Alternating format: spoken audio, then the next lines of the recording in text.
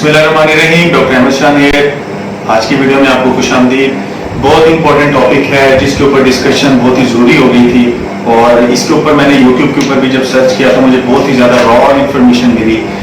हर एक ने वीडियो बनाई हुई है जिसके अंदर वो कुछ ना कुछ आपको बताने की कोशिश कर रहे हैं, लेकिन उसमें काफ़ी हद तक मुझे मेडिकल एविडेंस उसमें थोड़ा मैं ढूंढने से कासिर था। सोचा आपको पहले थोड़ा सा बता दूं कि आज का जो मेरा टॉपिक है उसके पहले डिटेल भी बताऊंगा आपको, इंट्रोडक्शन में भी बताऊंगा कि ये है क्या, और उसके बाद मैं चंद आपको पॉइंट्स बताऊंगा गिने चुने जो कि आप घर में भी कर सकते हैं इस हवाले से, और आप अपने बच्चों को इस चीज़ से बचा सकते हैं। आज की जो हमारी वीडियो है उसका टॉपिक है कि बच्चों में खुश खांसी अक्सर ये देखने में चीज़ आती है, जिसकी वजह से ना सिर्फ बच्चों को परेशानी होती है बल्कि उनके पेरेंट्स को भी काफ़ी ज़्यादा परेशानी का सामना करना पड़ता है।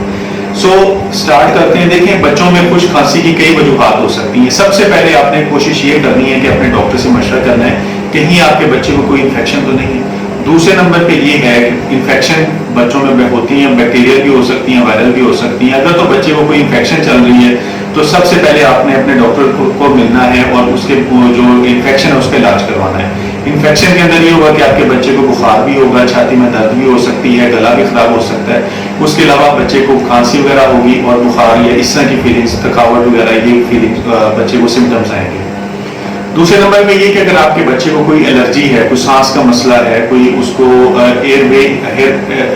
एयरवे हाइपर रिस्पॉन्सिवनेस है, या आपके बच्चे को अक्सर ही जब भी सर्दियां वगैरह आती हैं तो आपके बच्चे को सांस का मसला हो जाता है और उसकी जो सांस है वो खराब हो जाती है। ना सिर्फ सांस खराब होती है, उसके साथ उसको खांसी वगैरह और इस तरह के मसले शुरू हो जाते हैं। तो हो सकता है आपके बच्चे को कोई एलर्जी का मसला हो। इसके लिए भी आपने अपने डॉक्टर को मिलना है। ये दो तीन मेन ऐसी चीजें जो कि आपके बच्चे को, एक कॉमन ऐसी चीजें हैं जो कि बच्चों में अक्सर ही जो खांसी है उसकी वजह बनती है। अगर तो आपके बच्चे को ये चीजें चल रही हैं तो लाजमी आप अपने डॉक्टर को दिखाएं और पहले अपनी जो अंडरलाइन डिजीज है, जो उसको अंडरलाइन कंडीशन है, उसका डायग्नोसिस करवाएं, उसका फिर ट्रीटमेंट स्टार्ट करें तो आपके बच्चे को फायदा भी होगा। अगर आप ये करेंगे कि किसी क्वैक के पास चले जाएंगे और वो आपको वक्ती तौर पर इंजेक्शन लगा देंगे, जो आमतौर पर स्टेरॉइड का इंजेक्शन होता है, या बैटरीसोल की गोलियां दे देंगे, तो वो क्या होता है, वक्ती तौर पर जितना भी बॉडी का रिस्पॉन्स है, जो वायरस इन्फेक्शन हुई है, जो एलर्जी है, उसके खिलाफ जो हमारी बॉडी इन्फ्लेमेटरी रिस्पॉन्स देती है उसको फौरन से वो स्ट्रेस कर देगी। लेकिन जैसे ही वो स्ट्रेस होगी तो उसका साइड इफेक्ट भी आएंगे। स्टेरॉइड है, उसके बहुत से साइड इफेक्ट्स हैं जो कि एक लंबी डिस्कशन हो जाएगी। तो आपने हमेशा कोशिश ये करनी है कि अपने डॉक्टर को दिखाना है, पहले अंडरलाइन कंडीशन है उसको ट्रीट करना है, उसके बाद आपने खांसी की तरफ आना है। तो ये चंद एक पॉइंट्स थे जो मैंने कोशिश की है आपको गाइड करने के लिए, जो मैं आपको बताऊं, और उनकी मदद से आप अपने घर में ही काफ़ी सारी चीज़ें हैं जो कर सकते हैं अपने बच्चे की तबीयत को, जो उसकी खुश खांसी है उसको रिलीफ देने के लिए।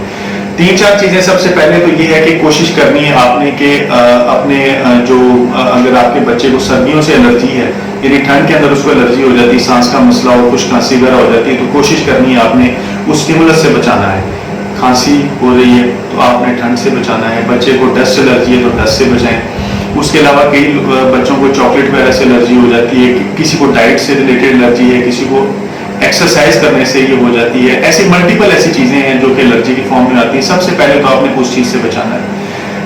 नंबर 1 पे ये हो गया कि आपने अगर उसको ठंड वगैरह तो उससे बचाना है। दूसरे नंबर पे ये है कि आपने कोशिश करनी है कि अपने घर में एक ह्यूमिडिफायर मिलते हैं मार्केट में, जिनको हम मिस्ट ह्यूमिडिफायर बुलाते हैं। वो क्या करते हैं कि जो हमारी आबोहवा है उसके अंदर एक खास नमी की कैफियत लेके आती है, और वो नमी जब आपकी जो सांस की नालियों में जाती है तो उनको वो हाइड्रेटेड रखती है, और उसकी वजह से आपको जो खुश्की है आपकी सांस की नालियों में वो नहीं होती और आपको खुश खांसी नहीं होती।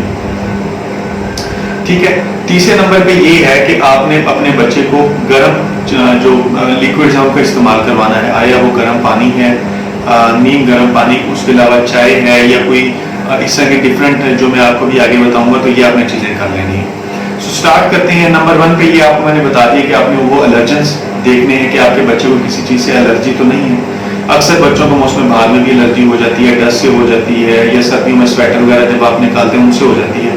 तो नंबर 1 पे आपने इस चीज़ का ख्याल कर लेना। दूसरे नंबर पे ये है कि आपने अपने बच्चों को, जब अगर आपका बच्चा इस अमल से गुजर रहा है तो आपने कोशिश करनी है कि वो अपनी नींद को पूरा करे, क्योंकि जब वो बच्चा रेस्ट प्रॉपर ले रहा होता है तो उसकी जो रिकवरी है वो बहुत जल्दी होती है और बच्चे को मुश्किल का सामना कम करना पड़ता है। स्टीम इनहेलेशन आ जाती है सबसे मेन पार्ट। इसमें आपने क्या करना है कि किसी एक बर्तन में आपने गर्म पानी को ले लेना है, नीम गर्म पानी, उसको उसके ऊपर उससे जो भाप निकलती है वो आपने अपने बच्चे को देनी है, اور وہ بچہ جب اس میں سانس لے گا تو وہ جو نیم ہاٹ اسٹیم واٹر ہے وہ آپ کے بچے کی سانس کی نالیوں کو بہت زیادہ کھانسی سے ریلیف دے گا. ٹھیک ہے, آپ نے کوشش کرنی ہے کہ بچے کا جو سر ہے وہ اوپر کر کے رکھیں, اس کے نیچے 2-3 تکیے دیں. اس سے یہ ہوتا ہے کہ جو اگر بچے کا سر اوپر رہے گا تو بچے کو جو کیڑا گرنا ہے, اگر زکام ہے ساتھ میں, تو وہ مسئلے نہیں ہوں گے.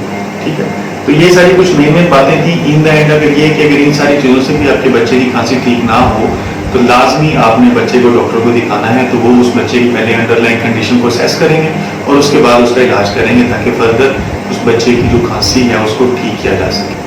اگر آپ کو ویڈیو سے کچھ انفارمیٹیو ملا تو لازمی آپ چینل کو سبسکرائب کیجیے گا اور اپنے جو پیارے ہیں ان سے ویڈیو کو شیئر کیجیے گا. ڈاکٹر احمد صاحب کو اجازت دیجیے. اپنا اور اپنے پیاروں کا خیال رکھیے گا. اللہ حافظ.